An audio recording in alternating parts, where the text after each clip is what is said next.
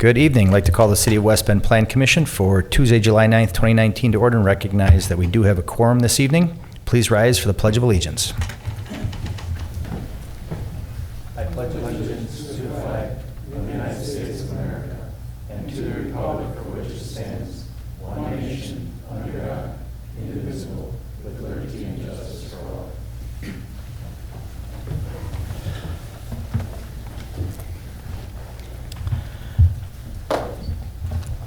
Item number 3.1 is approval of the minutes from the regular meeting of the Plan Commission dating back to June 11th, 2019.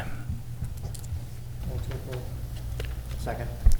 Motion has been made and seconded. Any questions, comments, or corrections? Hearing none, all those in favor, please signify by saying aye. Aye. And opposed? That motion carries.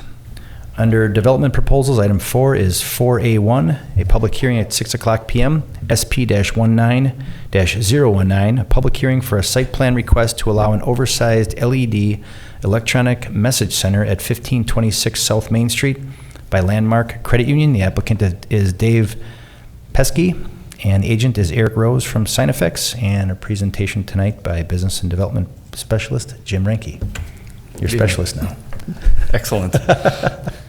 Thank you. Tonight's site plan is for a sign exception.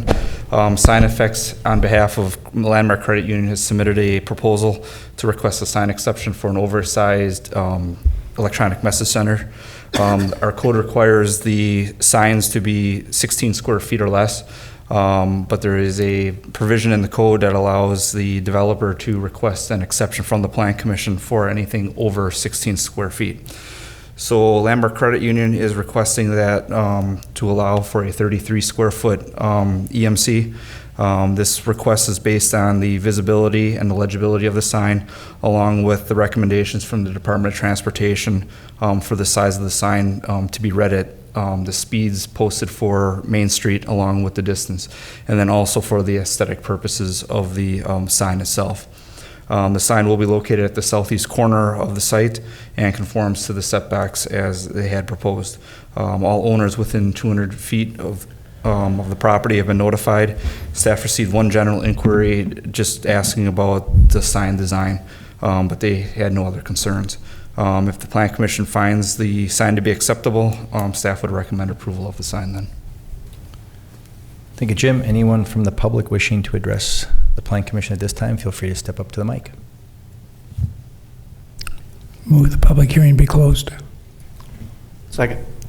A motion and a second to close the public hearing. All those in favor, please signify by saying aye. Aye. Aye. And opposed? That motion carries. Open up to the Plan Commission for questions for Jim or the applicant or the agent. Anybody? Move to approve as presented. Second. A motion and a second. All those in favor, please signify by saying aye. Aye. Aye. And opposed? That motion carries. Congrats to Landmark Credit Union. Enjoy your new sign. Thank you.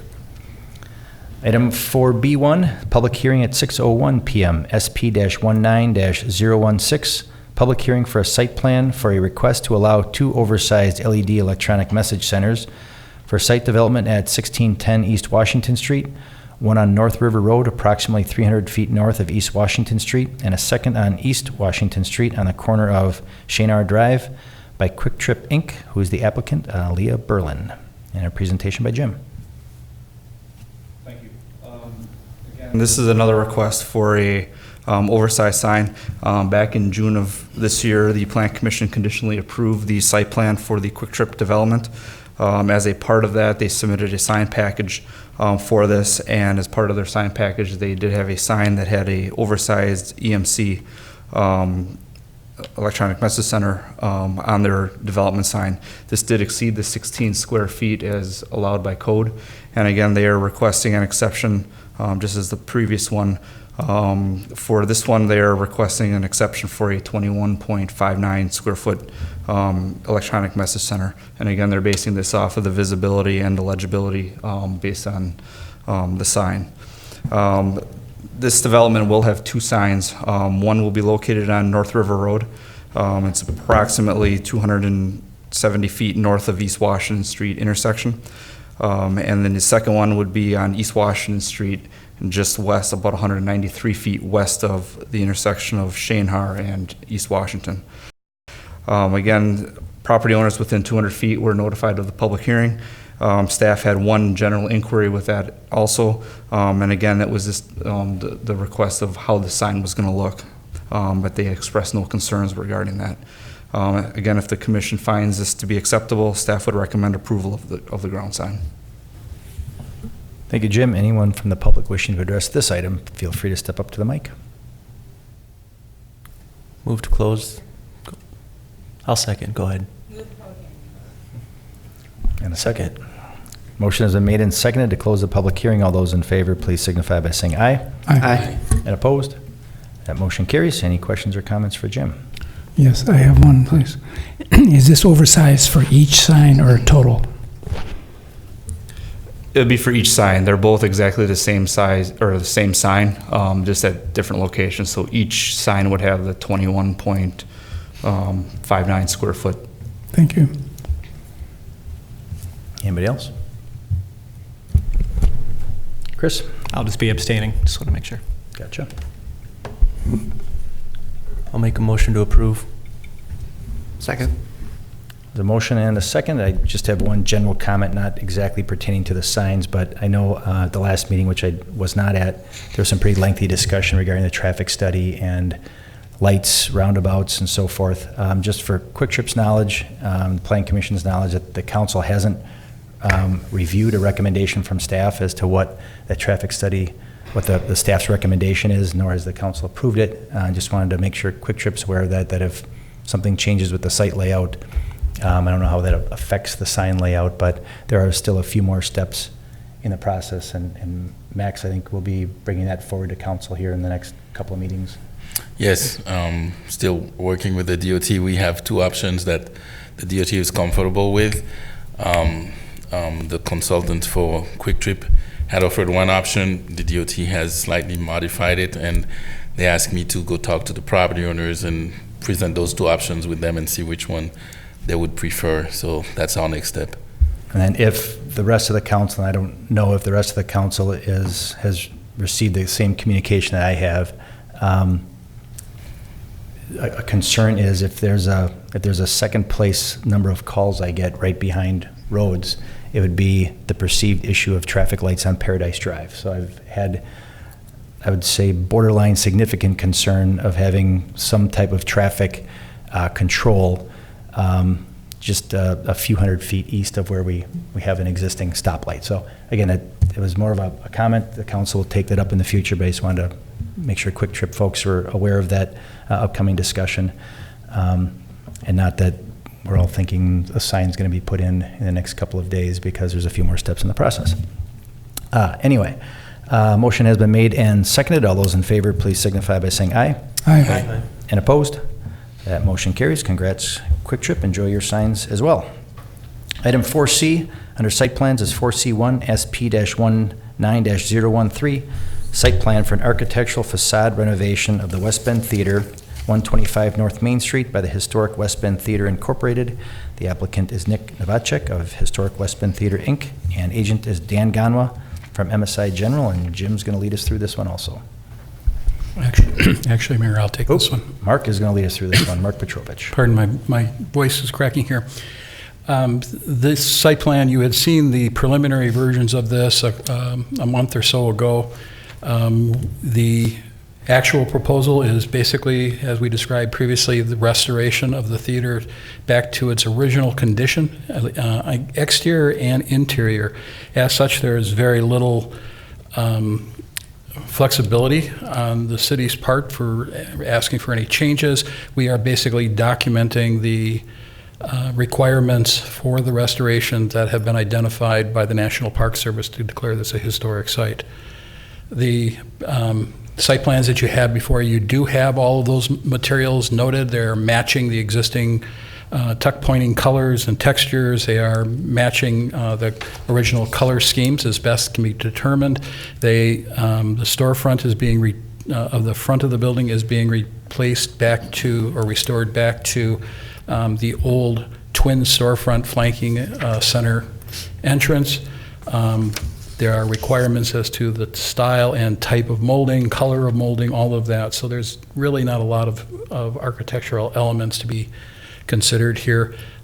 We are basically acknowledging those materials so that they can meet their historic designation requirements. And they've done a good job of giving us the additional information that we requested previously. Of bigger concern, and again, the site itself is essentially the building. There is no room in front of it, there is no room behind it, no room on the north side. It is surrounded by city lands, Main Street on the west, the city's walkway on the north, and the Riverwalk lands to the east. As such, most of the impact that you're seeing on this plan are the requirements of what they wish to do on city-owned lands. As such, you'll see in my recommendations that we're asking that there be a developer's agreement that where the council buys into those approvals and changes, because they're the only authority that can really give those permission, but you're certainly welcome to offer any opinions on what those requirements should be. To summarize it, the Main Street, they have recommended altering the curb line, east curb line near the theater. Its primary function is to correct the conflict of the marquee overhanging the curb line at that location. There is also a desire for a drop-off location at that location, but the design issues have not been resolved for that specific work. But I would say that the impact to the site plan itself is the preservation of that marquee from being hit. So I would recommend that the rest of the revision be subject to development plans as approved by the council. Pardon me. The marquee, as I mentioned, they are basically doing a replica of the existing marquee using the support structures underneath that exist there today. But the marquee itself is a full replication. The signage for that we have not seen the full submittal. In fact, I think it was just transmitted to me late this afternoon, about 4:30. So, and again, that signage can be approved administratively. They could make application for a sign like that without a site plan approval. The blade of the front sign, the iconic West Bend Theater sign, is being restored and does not require additional approval. It has a right to return as is. Pardon me. The walkway is important to the theater in that the balcony's sole or second egress out is down through a fire escape down into that alley, and the determination has been made by the building inspection office that the walkway requires two accesses out, one to the west, one to the east, and also needs additional improvements within their panic bars, egress lighting, that sort of thing. But again, that's a building code requirement. And since the walkway renovation has not been completely defined yet, and we don't have a complete schedule for it, we've requested that the theater group work to the current standards so that they aren't held up on their opening for this as well. The rest of the egress is remaining the same as currently exists from the theater. Even though the plans did show the demolition and replacement with an open staircase on the backside, the east side of the theater, I've been informed that that is no longer planned for this phasing. And as such, I made a recommendation to either annotate or remove that from the plans. If it has to remain in the plans, then we would actually require, since the back portion of the theater is subject to floodway forces, we would have to have a conditional use permit to alter that back portion and modeling the flood effect. So I will note that since the maintenance work that's being done on the theater and the interior renovation, we're not going to be affected by the site plan. We have released the site plan, or I'm sorry, the building permits for this site already, and they are well underway for this. So essentially, we would recommend approval of the site plan, basically with the conditions, the administrative provisions that I've indicated in the memo. If you have any questions, Nick Novacek from the theater group is here. Thanks, Mark. Any questions for Mark? I'll say my only comment is that when this topic came up of modifying that curb line, I wasn't really sure what that would look like. I'm sure the Planning Commission's all looking at page C101. I think it looks great. They're maintaining a 24-foot wide roadway, which allows it if a car did or a delivery vehicle did pull over, there's still a full drive lane next to that. I think it looks great, and I'll make a motion to approve. Second.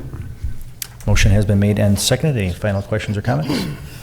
Hearing none, all those in favor, please signify by saying aye. Aye. And opposed? That motion carries. Congrats, Nick, and pass along a thumbs up to the gang. Keep up the good work.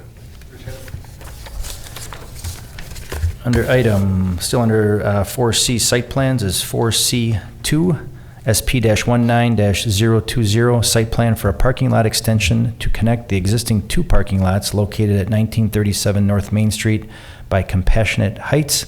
The applicant is Carrie G. If Carrie's out there, sorry, I've got a last name Sadonico, so I understand your pain. And a presentation by Jim. Thank you. The site plan proposal is for a parking lot driveway connection. This site plan needed approval by the Plan Commission based on the design that they're doing for the reduced setback for the pavement along the front of the building there, and also changing the direction of the traffic flow for the site. So unfortunately, we weren't able to do this in-house at staff level based on those two requests that we have for the parking lot expansion. The overall plan shows that they're connecting two existing parking lots with a new connection in between. The purpose of that is to, one, connect the two driveways or two parking lots together, and also provide a better drop-off point for residents in that facility. The plan approval requests the exception for the 10-foot pavement setback in the front.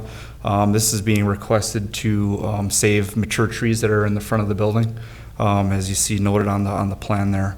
They are also removing some existing pavement along the building face to provide green space so they can put foundation plantings in also. As a part of the site plan approval, they will need to submit a stormwater calculation for the engineering department for a stormwater permit, and they will also need to just revise the site plan itself to show the drainage patterns for the site, showing that they're maintaining the drainage patterns so water isn't being redirected where it originally wasn't. Staff would recommend approval of the site plan with the three conditions listed for the stormwater permit, the site plan revision, and then also the Plan Commission granting the urban design exception to permit the pavement to be less than 10 feet from the street yard. Thank you, Jim. Are there any questions for Jim? Jed? The one-way, I just lost my place. The one-way traffic pattern, is that their option, or is that something that the city is requiring because of the width of the driveways? No, that was their request. They wanted to provide a one-way traffic pattern for that so they could have a drop-off for their residents. And I appreciate that. I think practically speaking, the odds of everybody obeying the one-way are pretty low, but it's not a big issue. You're not talking about a lot of cars, but it reminds me of some other situations I've seen where people will just go the direction they want to go. Thanks, Jed. Anybody else? I would entertain a motion on the item. Move to approve as presented. Second. Motion has been made and seconded. All those in favor, please signify by saying aye. Aye. And opposed? That motion carries. Congratulations, Compassionate Heights. Enjoy your new parking lot. Under item 4D, annexations, is 4D1, AX-19-001, annexation petition to annex 155.7 acres of land from the town of Trenton to the City of West Bend, located on River Road near the northeast quadrant of Highway NN and River Road by John Renner, who's the applicant, and the agent is the City of West Bend. Is that Jim or Mark? Jim. Thanks. The Renner family has submitted a annexation petition for the 155.7 acres at the northeast corner of River Road and County Trunk Highway NN. The purpose of the annexation would be for future industrial development. The Common Council has previously reviewed the request and supports the annexation. The petition has been submitted to the Department of Administration and is currently under review. The property to be annexed is contiguous to the city. City sewer and water exists to the west and north of the lands and would be extended in the future upon development. Currently, this land is identified in our land use plan as single-family residential, business park, and open space in our 2020 comprehensive plan. And a comprehensive plan change will be initiated to change this from the residential use to the industrial use to facilitate that development. Pursuant to the state statutes, the city would be required to pay to the town annually their town portions of taxes for for 5 years, and the city will be paying those as part of the requirement of the annexation. Staff would recommend approval of the annexation to the Common Council with temporary M2 zoning. Thank you, Jim. Are there any questions for Jim? Motion to approve. Second. I have a motion and a second. All those in favor, please signify by saying aye. Aye. And opposed? That motion carries. Item 4E under 2020 Comprehensive Plan is 4E1, discussion and recommendation to set a public hearing for a change in the recommended land use from single-family residential to industrial in the 2020 Comprehensive Plan for the City of West Bend for approximately 155.7 acres of land located on River Road near the northeast quadrant of Highway NN and River Road, Town of Trenton, Wisconsin, by John Renner, again, who's the applicant, and the agent is the City of West Bend. And Jim again. Thank you. Again, the Renner family has submitted a request to consider a comprehensive plan change for the 155.7 acres. The Common Council, upon the recommended approval of the annexation, the council will be seeing this annexation around August 5th of this year for their consideration. And at the time, they will also be approving the temporary zoning for the M2 pending the proposed land use change. The surrounding land uses in this area are industrial lands to the north, industrial lands to the east, west, and the south of the parcel. Given the adjacent uses and the surrounding lands and the physical characteristics of the site, staff feels that this would be an appropriate land use for this property. The town and the county comprehensive plan also identifies this area as an industrial use, and the town of Trenton also has it currently zoned industrial. So if the comprehensive plan is endorsed by the Plan Commission, a zoning amendment would also be reflecting that change at the same meeting as the approval of the comprehensive plan. If the commission finds this to be an acceptable proposal, staff would recommend that we set a public hearing for August 13th of 2019 at 6 o'clock to hear any concerns pertaining to the land use change of the 2020 comprehensive plan. At that time, a second public hearing would be held for the permanent zoning of the property. Thank you, Jim. Any questions for Jim? Move to set a public hearing in August. Second. Motion has been made and seconded. All those in favor, please signify by saying aye. Aye. And opposed? That motion carries. Congratulations to the Renner family. Again, under item 4E is 4E2, CP-19-002, discussion and recommendation for a concept plan to amend the 2020 comprehensive plan for the City of West Bend from two-family residential land use to multifamily land use for a 1-acre parcel of land located on the east side of South 7th Avenue at the east end of Schlamer Drive, south of and adjacent to Barrington Village condominiums by Stephen Perry Smith Architects, who's the agent, and the applicant is Johnny Vassallo. And a presentation by Jim. Thank you. This concept plan is for the approximately 1 acre lot located about 200 feet south of Schlamer Drive on the east side of 7th Avenue. The property is currently zoned RD2, and the developer is requesting the Plan Commission to consider a change in the land use and the zoning from the two-family residential use to a multifamily residential use. The zoning request would also be from RD2, two-family residential, to the RM4 multifamily residential. Back in November of 2006, the Plan Commission approved a site plan and recommended approval of a planned unit development for the two-family development. The original development consisted of 4 two-family buildings, totaling eight units for the development. The density proposal for that was 7.7 units per acre, which conformed to the RD2 zoning, which allowed up to 10.8 units per acre. This development proposal didn't move forward and was not submitted to the Common Council. So tonight's request is that the developer is proposing a single 15-unit multifamily building, which would conform to the zoning requirements and density of 15 units per acre under the RM4. The existing uses adjacent to this two-family development is a two-family PUD on the west side of 7th Avenue and a multifamily condominium development to the north. And there's also a commercial building to the east with an associated parking lot. The two-family condominiums on the west side of the road is on a 7.5 acre parcel with 30 units and a density of 4 units per acre. The multifamily development to the north is on 3.7 acres and has 40 units and has a density of 10.8 units per acre.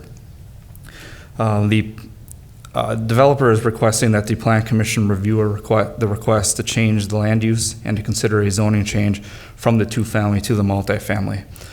Given the surrounding existing land uses, the proposed multifamily could be an alternative, and this also would follow the city's patterns for transitioning from the commercial uses to multifamily uses to to residential uses. Given the unique shape of the parcel, the grades, and the lots, it may be more appropriate to have a larger single family or a single building on the parcel. So it could be a consideration for the commission to change that. Staff has reviewed the concept plan. There were a few concerns that staff did have regarding this. One was the building layout, that it didn't conform to the setbacks to the RM4. Staff also noticed that the parking requirement was not adequate for 15 units on that site. Staff had the concern and feels that, the multifamily could be acceptable, but staff would recommend that instead of the RM4 zoning, that we go to a lesser zoning, let's say RM1, to better fit the area in terms of similar densities of the two adjacent developments. Stormwater management will need to be looked at and considered, since there is a stormwater management plan approved for the area. And we also have some concerns with the access with the number of driveways on the site. So if the commission would find the use to be acceptable for a land use change, staff would recommend that we would set a public hearing for September 3rd of 2019 at 6 p.m. to hear any comments or concerns pertaining to the proposed land use change. Then also at that time, we could have a second public hearing requesting the zoning change depending on what the commission finds acceptable for the zoning requirements and densities for that property. Thank you, Jim. Questions for Jim? Again, it's a discussion item. Jed? I guess listening to some of your concerns, I think my biggest concern is the setbacks. It seems the building's a little too monumental, in my opinion, for the lot. It seems like we're trying to fit or in this layout, it's fitting a square peg in a round hole. I don't know if I would be for this layout on this property. I don't see any dimensions for what that be the southwest corner is to the sidewalk. Do you know what that is, Jim? Just seems like the one elevation they show, it's not a bad looking building, but I think it's a little too close to the public right away, in my opinion. Yeah, I didn't have an exact dimension for that. The concern that we had is that the far north end didn't meet the minimum setback requirements. It actually intruded into the setback. So that was the concern that we had. So there really isn't any room to actually shift the building, north or south to meet that requirement. Did you have follow-up, Jed? I wouldn't even be in favor of going to a public hearing. As Chris said, this doesn't fit. It doesn't fit the lot. It doesn't fit the neighborhood. They have to scale, if they want to do anything, scale it back. And I think also that I agree that multifamily would work. And given the elevations there, probably is the only alternative to use the parcel, but with a much lower density than RM4. Bernie? I have a concern with the parking too. I don't think there's enough stalls, but going to RM1 makes more sense to me. I agree. I believe the parcel is just too dense as proposed. It needs to have probably fewer units. I concur with all my fellow commissioners, and particularly the setback issue and the parking issues, more than anything else. I think the RM1 is more appropriate also. And I don't know, if you don't provide adequate parking, where are you going to put them, on 7th Avenue, or you can put them down the hill on Cole's lot? So I think they should be revisited, and maybe they can make some modifications if they really want to bring this forward. But right now, I could not support having any type of agreement on this. Anybody else? I'd say thanks to Mr. Vassallo and Stephen Perry Smith for taking a look at the site. It is, a site that's been, as Jim mentioned, last time someone showed public interest in it is well over a decade ago. And what I'm hearing is we'd love to see some development on the site, bring back a proposal that meets the spirit of the neighborhood and probably is a little bit less dense. My comment would be if there's a way to get it's a nice looking building. The challenge in my mind, in addition to what other folks commented on, would be just a row of garage doors facing 7th. And I know in a single building, it's tough to get some interesting elevation modifications there, but if something there could be done, that would be helpful as well. Are there representatives? You rolled in a little. Hi, feel free to step up to the mic. Sure. I had an opportunity, I'm more than happy to pass out. My guess is just hang on to your paper. I guess what I would hit the mic if you would, so your children and your staff can see on TV. Absolutely. Thank you. Good afternoon and good evening. I had an opportunity to review the staff's comments, and in looking at the site, a couple of things I want to mention. One, I actually looked and we made some changes to the building to convert it to basically a 12-unit building. Right now, originally it was a 16-unit building, and in meeting with Jim, he said that the density for the RM1 zoning was 15 units, so we went to 15 units. There's a way to make this building into basically a 12-unit building. It would meet the criteria for the RM3 zoning, which would be 35% coverage, which would also, this would be 2-unit buildings, a maximum of 12 units on the RM3. We could also meet the setbacks that are required for that.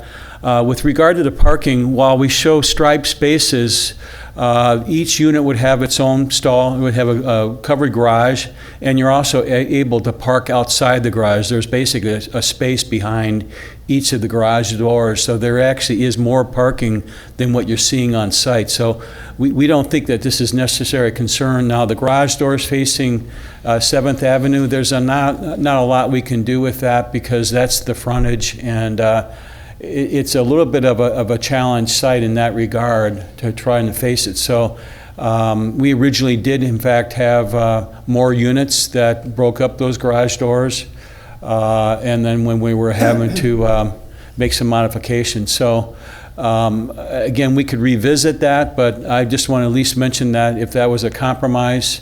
I know the lot has sat vacant for quite some time. Mr. Vasello is interested in developing this parcel, but he needs to get a certain density. He wanted actually a higher density. I told him it wasn't going to happen. And we came into 15 units. He felt comfortable with that. I haven't connected with him. I did mention to him I was going to at least propose tonight going to RM3 zoning with 12 units. The building, in doing that, basically some of the one-bedrooms, and we had a studio unit, those get converted to two-bedroom units. It also reduces the depth of the rear wings to allow us to basically essentially shift the building and make it compliant with setback requirements of the RM3 zoning. So if that's something that you would at least consider, I did bring 10 copies along. I made some quick changes to the plans to at least show you that. But if it's a no-go, then I'll talk with Mr. Vasello and see how he wants to proceed, if at all. Jim, what does 12 do? What does that mean? How does that compare to what your thoughts were? I won't say recommendation, but what your thoughts and comments were. And I would just make one other comment, is that the 35% of the difference, as you may or may not know, and I'm sure Jim is well versed at this, the RM1 zoning is a 30%. The RM4 zoning was 40%. 35%, we would basically make these units slightly, we're about 1,000 square feet. If I gave you this plan, in full disclosure, we'd have to tweak 1,000 square feet to get to that 35% coverage. But the parking, again, you'd have one unit would have its own covered garage. You also have a space behind the unit. Effectively, all the additional parking lot that we show striped essentially becomes visitor parking, or a place that your either spouse parks or whatever significant other parks to keep from having to jockey cars around. But there is more parking. Typically in other municipalities, we would count that as a spot. Yeah, for the density that what we were looking at is we tried to mirror the density that we had up in the for the other two developments, and under RD2, you're looking at just under 11 units per acre, and then also under the RM1 that was around just over 9 units per acre. So what we thought, or our thoughts were, and we also looked at the existing density out for the two developments. So we were thinking that, it seemed more appropriate to hold it at around 10 units per acre, because that's what we have basically for the other developments out there. As I noted, we had for the two-family PUD across the street, we were down to 4 units per acre. The multifamily to the north was at 10 units per acre.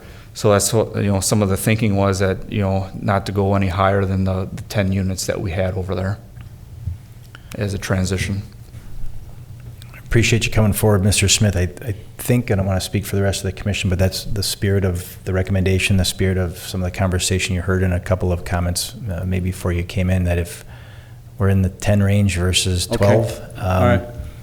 Am I rephrasing that appropriately? I think that would also help get whatever perceived or real parking would get in line. Any other comments I'm missing or thoughts? Mr. Smith is here to get some clear direction, so if he does what we're suggesting and comes back, I guess we should arm him with as much information as possible now. Jed? I guess if you're representing that there's going to be parking to the back, that should be on your site plan. No, sir, I'm saying that behind the garage door, and in this case, it's in front of the garage door, depending upon how you want to look, but there basically has the depth for a full car stall behind each garage door. Got it. And other municipalities, they've counted that as one inside, one outside. Okay. Just for what that's worth. I misunderstood. Thank you. Sure. Yeah, and just so the commission knows, we follow that same standard, parking in the garage and then anything in front of the garage. Okay. Also as a stall. Okay. With the proposal that you had originally, you were still short. You didn't meet the 2.5. Actually, we were short in actually making this conversion allowed us basically to get 1-for-1 with the garages. So I thought the revised plan that I was going to give you today, actually, I thought it was a compromise, and actually I was hopeful that I'd make everybody happy, but if it doesn't, it doesn't. I know Mr. Vasello wants to get as much density as possible on the site. That's what his motivation, and he also wants to do a higher quality development. So what we're proposing, we think, is certainly meets or exceeds the neighborhood standard at least, and so we're proposing a good development. He doesn't have maybe a unit mix. We end up basically essentially being all two-bedroom units. But actually, I look at that as kind of a plus. There's a lot of one-bedroom units on the market. This is something that would be more for families even, and so. But again, we'll acquiesce to whatever your desire is, and hopefully, Mr. Vasello still wants to proceed with the project.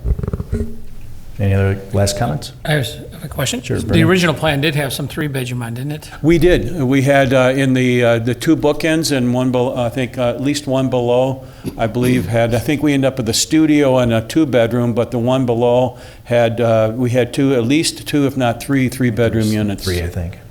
So you're saying now it'd be a maximum of 2?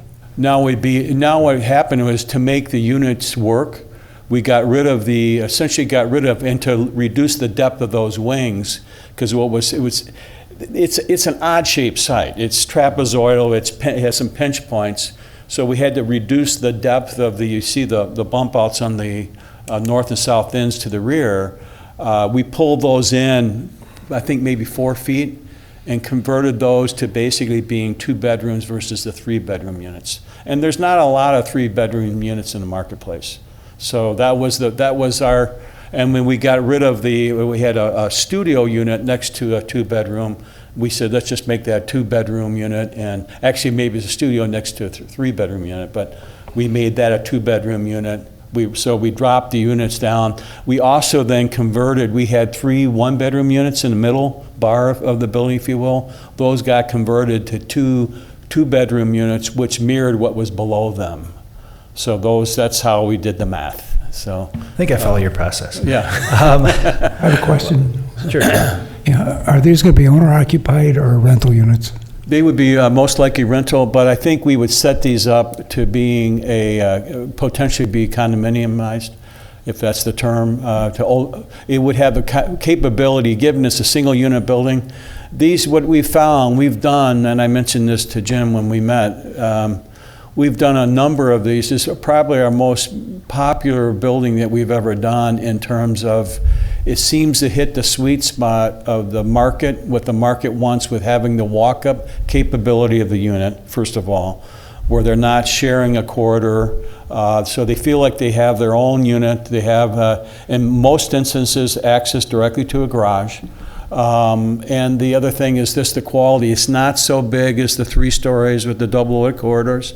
It's not a side-by-side. It still is but the walk-up nature of these units, we've done hundreds of these in the southeastern Wisconsin area because it leases. It doesn't have any basements, so from a construction cost, and the project we've done have been of a higher quality, and they have people who could afford to live and basically buy homes are renting these because they like the quality of the units and the feel of them. Okay. Chris? I guess, just so I'm clear, I think even going to a 10-unit single structure, it's a little big for that site, given the shape of the site. There's no residential unit anywhere near that size in that area. Just seems like on top of the hill. I'd even have a hard time supporting a 10-unit on that site. The buildings to the north, what size are those? And excuse my ignorance, I know there's some higher density buildings to the north, and I'm not sure what's this. How big are those buildings? I guess I thought this was of a similar scale as to the apartments to the north, but I could be mistaken. Yeah, those condos are a 4-unit building. Those are 4-unit buildings to the north. Okay, The roof. I'm just looking at it on Google.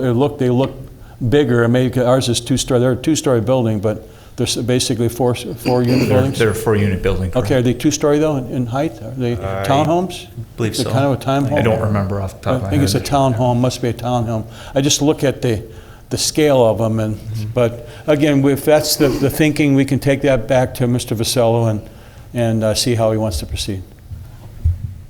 Hopefully you got some clear direction. Well, that's good, and that's why we go through this exercise, so we can run smart, and Jim was very helpful. We at least want to present something that if it doesn't, meet with the satisfaction of the city, we'll reload. So, Great.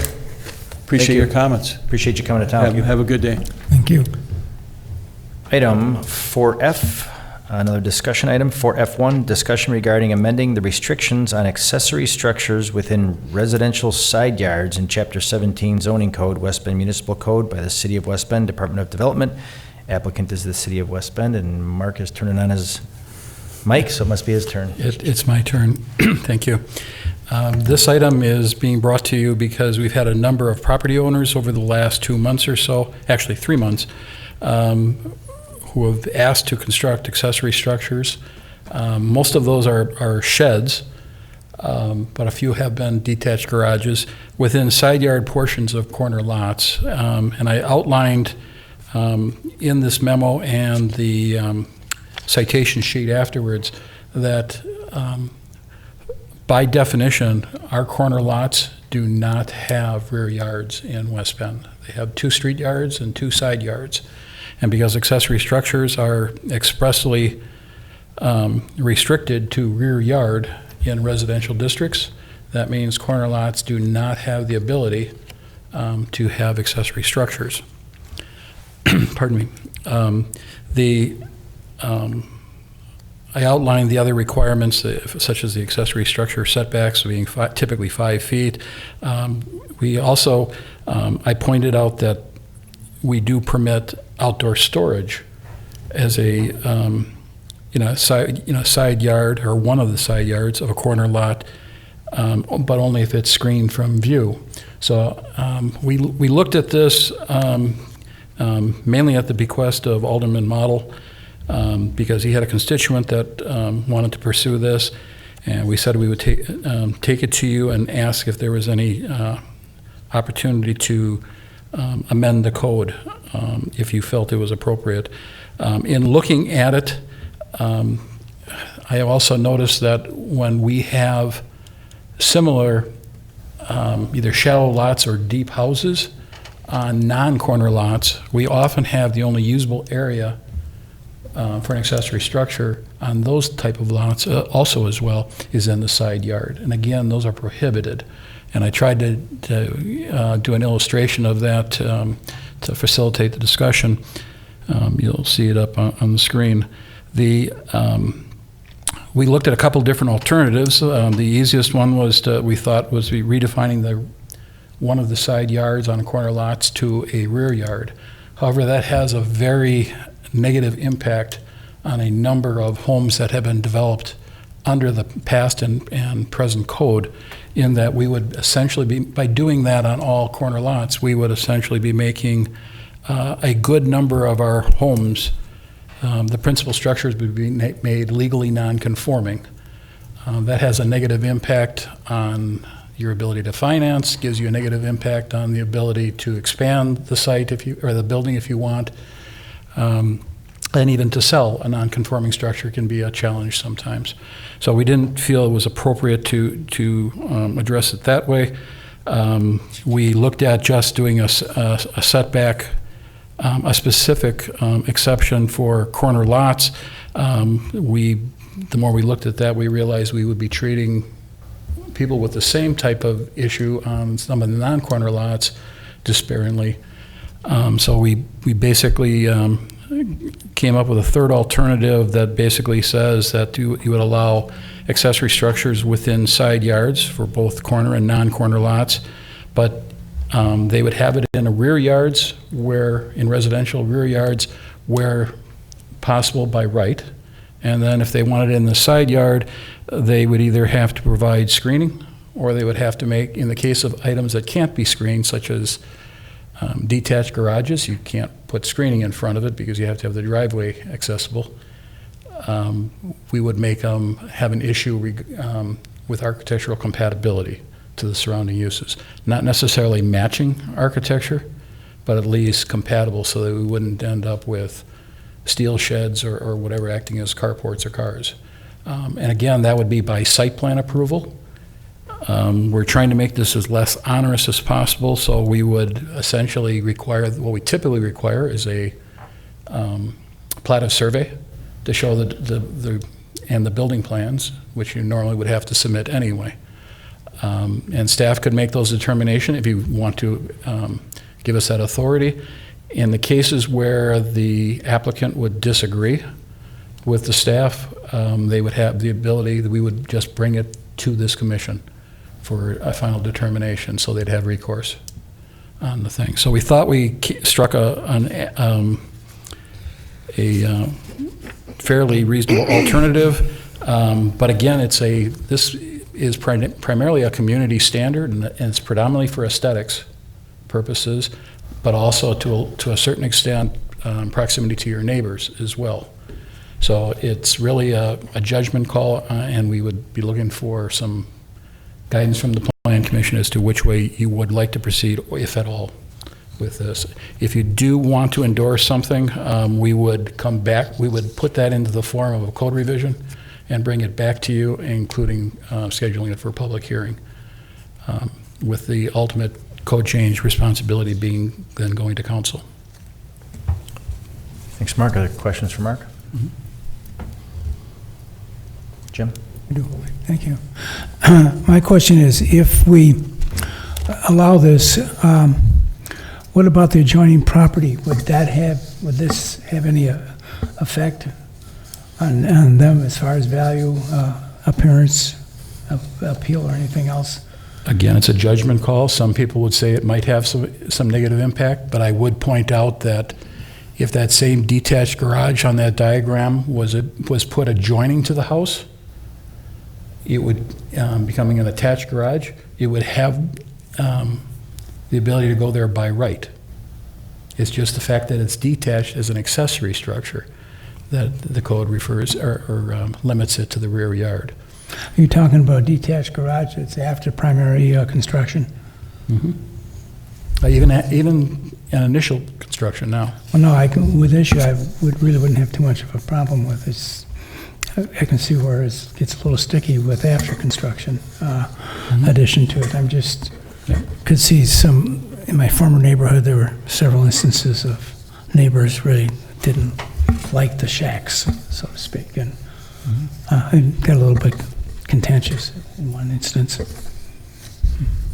Jed? So nothing would change on the setbacks. That is correct.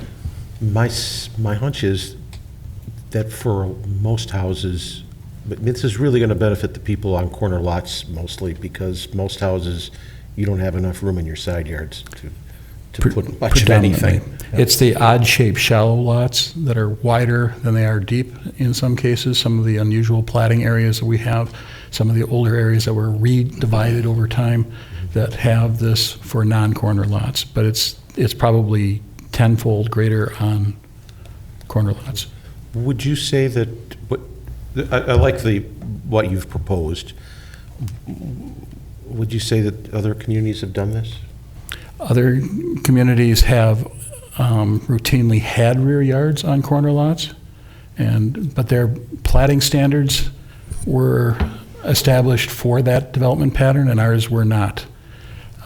So we've got a pattern already established. It's hard to change the regulation. From my perspective, I'd like to discuss it. I'd like to understand it a little further, and it would help me if we had some real-life examples. If you could take an aerial and say, here's a corner lot in Barton, here's a corner lot somewhere else in town, and show what that might look like. A real-world example would help me visualize it a little better. Certainly. Not that your artwork isn't fantastic, but I'm not an artist. But it would help if we just took an aerial and said, hey, here's an example, and here's what it would look I didn't like. want to single out any individuals, but we certainly, there are literally, when I started researching this, it's easy to find examples of this. We probably have I'm guessing only, but I would say at least 15 to 20% of our corner lots have this issue, and we probably have 1 out of 30 or so conventional lots. If that makes sense to the Planning Commission, I'd like to learn a little bit more and get some real-world examples. I love that idea, and I'm still a bit confused. Would all structures that were going to go in there need to be approved by either the city or this council, this commission? Or are we talking about just garages, sheds would not need to be, what's the cutoff? It's accessory structures that are restricted. Right now, certain accessory structures do not require permits and do not have the restriction to only the rear yard. Landscape amenities don't have that rear yard restriction. But the way what I'm suggesting is we treat all the residential lots the same. Make the rear yard an accessory structure in the rear yard permitted by right if they can meet their setbacks and separations and their area requirements. And if they want it in the side yard, then they would have to submit the plans for that request.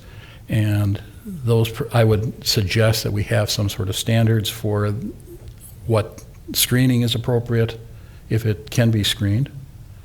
If this is a garden shed, do you really want a garden shed at the same street setback as the front of the house and seeing that from across the street from your neighbor's perspective without the screening? So they could put the screening in as part of the site plan approval.